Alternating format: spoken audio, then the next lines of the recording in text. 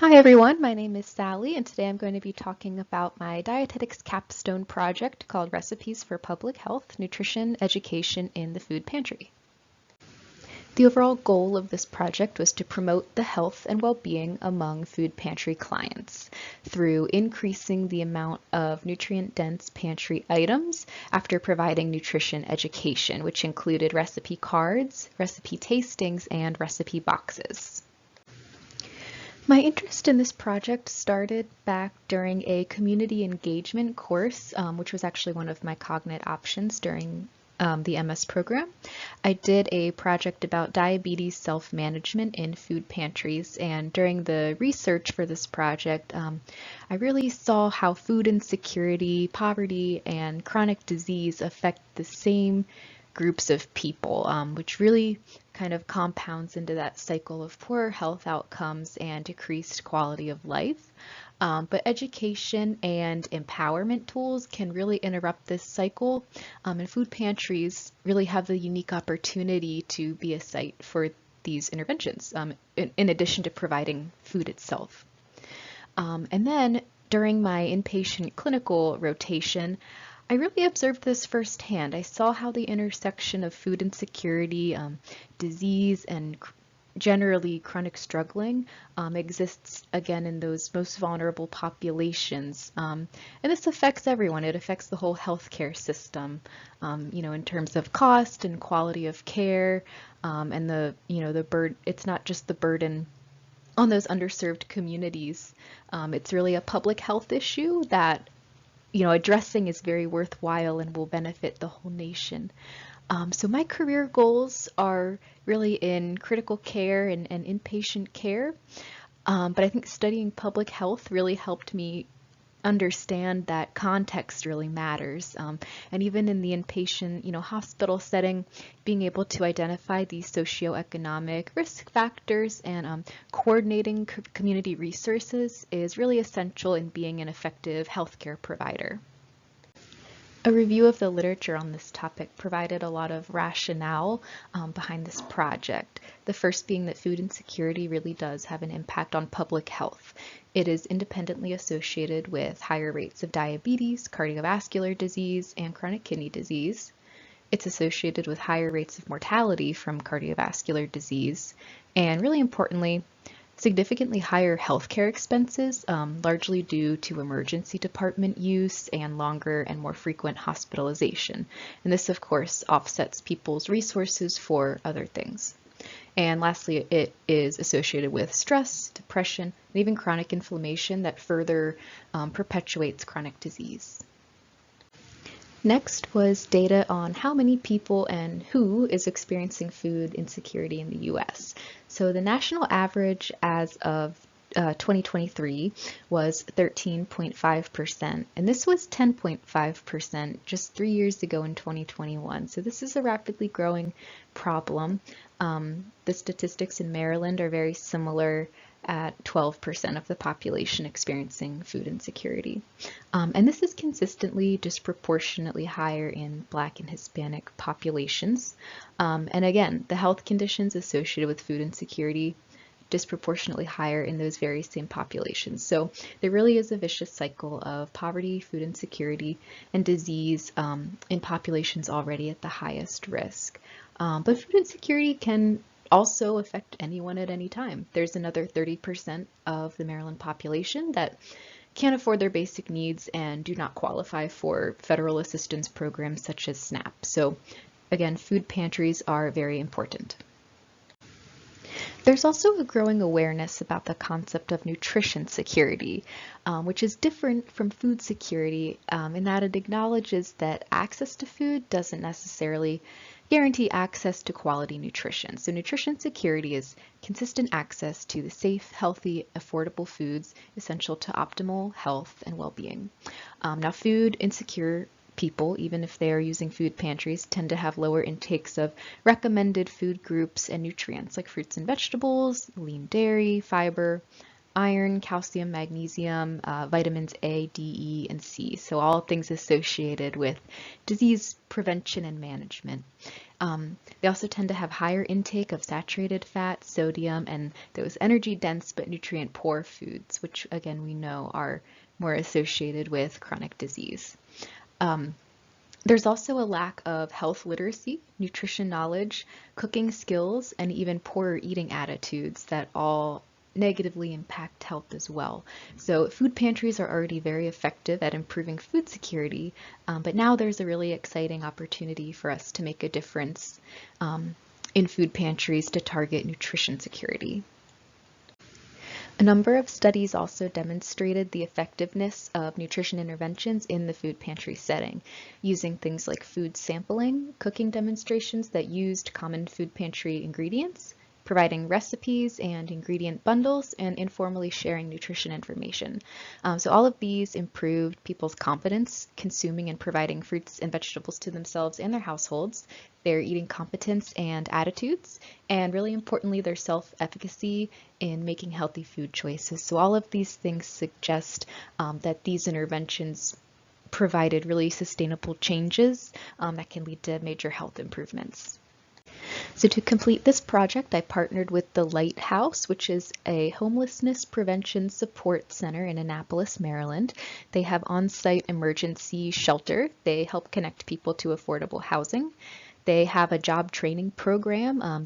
There's actually a restaurant here in Annapolis called the Lighthouse Bistro where clients will get trained and go there to work to support themselves, which is awesome. And then, of course, their food pantry. So the food pantry uses the Smart Choice system, which people can access on the internet, at a public library or on their phone, and clients can shop once per week. They each get 25 points, so they select what they want, they come pick it up, everything's packed by volunteers, and when they come to pick up their orders, they can also choose from whatever fresh produce or other items the pantry might have received from other partners, such as Trader Joe's. So I worked closely with the procurement manager, Kelly Rule, and many regular volunteers at the shelter. So the first stage of this project was developing the 2 recipes that would be used for the tasting and the recipe boxes. So they were specifically designed using only shelf-stable ingredients to really showcase the versatility and nutritional value of these common staples. They also suggested occasions for when to make the recipes. So this was the first recipe here on this screen. And for example, it says that these peanut butter apple cookies would make a great after-school snack or on-the-go breakfast. So each recipe card also highlighted the nutritional benefits of the target ingredients. So in this case, the target ingredients were the applesauce and the peanut butter, and it highlighted the fiber and vitamin C from the applesauce and the protein and iron from the peanut butter. So they were both developed in both English and Spanish, just the English is shown here using Google Translate. Also really importantly, they included step-by-step pictures to accommodate all literacy levels of clients. And this was a really important piece of input from Kelly, the procurement manager who knows her clients so well. The other thing that they included was variations, so suggestions for, maybe in the future when they don't have the recipe box, what could you use differently? Or things you could use to, if you have something on hand to make it taste better to you. So like adding a dash of cinnamon or a handful of nuts, topping it with yogurt or jelly, or making them into muffins instead. This is the recipe card for the second recipe, chicken and veggie pasta bake. So it uses boxed macaroni and cheese as a base, and then the target ingredients are canned chicken, peas, and diced tomatoes. And it specifies that deluxe mac and cheese because it doesn't require any additional milk or butter to prepare. Everything you need to make this is those 4 ingredients that would be provided in the recipe box. So the nutritional benefits that this recipe highlights is the added fiber, micronutrients, protein, and flavor from the target ingredients. And again, it offers variations such as using a flavored pasta sauce that you might have on hand, replacing the chicken with canned tuna or sausage or even beans, and adding a topping like extra cheese or breadcrumbs if you have those. And then both recipes also includes storage tips for leftovers for safe food handling. So here are photos from each tasting setup. On the left, you see tasting number 1. This was the peanut butter apple cookies. We displayed the recipe box ingredients. We had the samples there in the middle, and then we also distributed the recipe cards and used those for a little bit of a talking point of nutrition education. And there was also a sign in both English and Spanish to let people know what it was and that it would be available in their Smart Choice cart the following week. So for the cookie tasting, we distributed 18 samples, and it was overall very well received. Only 2 people didn't really like it, and one woman mentioned that she thought her kids would really like them, which was some really positive feedback. Tasting number 2, we had a similar setup. We distributed 13 samples, and again, well received. I think just one person didn't like it, and one man gave some positive feedback that showed that social and emotional component that we were also trying to hit, that it reminded him of a dish he ate growing up. So overall, both tastings were very successful.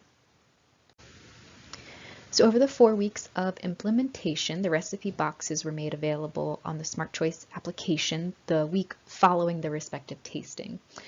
So the peanut butter apple cookie recipe box was 3 points, and the chicken and veggie pasta bake was 4, and each of these were less than the total of the individual items would have been together to increase the value to the client.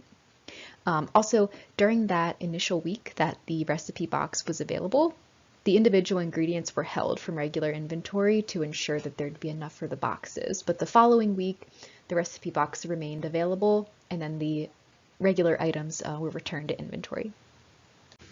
The outcome of the recipe boxes was evaluated using data from the Smart Choice software. So for a baseline to compare to, the average of the number of each target ingredients was calculated from 3 weeks before the box was available. So this chart shows the results of the first recipe. So the first week that it was available, 13 recipe boxes were distributed, and then that following week, an additional 7 plus the individual items were distributed. So for this recipe, we did see a pretty significant increase, just about doubling, suggesting success for this recipe. So here are the results of the same evaluation process for the second recipe. This one looks a little bit different. There were some challenges here, which I will discuss in the next slide, but we did see an increase from average for the tomato and pea target ingredients, and we distributed a total of 15 of these recipe boxes, 12 that initial week, and then another 3 the following week. So there were a couple of challenges faced throughout the course of this project. One was definitely the language barrier. About 70% of the Lighthouse Pantry clients are Spanish speaking, so this did limit how much nutrition information could be discussed with people during the tastings. So to manage this, I really had to rely on the printed, translated materials that I was prepared with, and with the help of more experienced volunteers, using Google Translate for quick phrases. So another was the limited resources and kind of the variable stock of food pantry inventory. So this was very visible in the results from the second recipe. So the average chicken distributed had actually been very high. So then when we held this from regular inventory to make sure that there were enough for the boxes, it actually appeared to decrease. On the other side, the peas actually had to be held for all 3 weeks that were the period to obtain that average baseline. So this made it look like they increased way more than in reality. It wasn't necessarily 0 distributed due to client choice, but because we had to hold them. And this was addressed actually by holding a recipe drive with a local Girl Scout troop that the pantry works with a lot. So if I was going to repeat this project, I would probably plan a few targeted recipe drives earlier in the planning process to be able to assess the data more accurately. And then finally were just the various complex living situations of some of the clients. Not everyone had access to an oven or the kitchen tools needed for the recipes. And then health beliefs as well. For example, there were two different clients during the first tasting that declined to taste the cookies due to concern for blood sugar and diabetes management. So this just suggests some topics for future projects. Addressing that would have been outside the scope of this project, but again, more printed materials with really simple and clear nutrition messages could be helpful in these situations. The experience of this project definitely suggests that recipes and recipe boxes in food pantries is a worthwhile and feasible intervention to promote the health of pantry clients. So not only did they give people the physical resources they needed to have a higher intake of recommended food groups and nutrients, they also have the opportunity to foster healthy social and emotional eating behaviors, all of which promote well-being. So going forward, Kelly and I discussed a few projects for the future. One would be to create some recipes to have on hand for some of the fresh produce items that the pantry receives. And another would be to create some flyers to attach to bins and shelves of different food items that highlight their nutritional benefits and offer some ideas on how to use them. So just a final takeaway from this project, food pantries are already so well positioned to address food security, and now I think we as nutrition professionals have the exciting opportunity to use these as sites to really improve nutrition security through education and empowerment tools. Also, it just really highlighted the importance of community partnerships. This is really what allows us to turn our evidence-based practice into applied interventions that interface with education, healthcare, and environmental, social, and economic factors that really can promote the health of the entire public. These are the sources that were referenced in this presentation.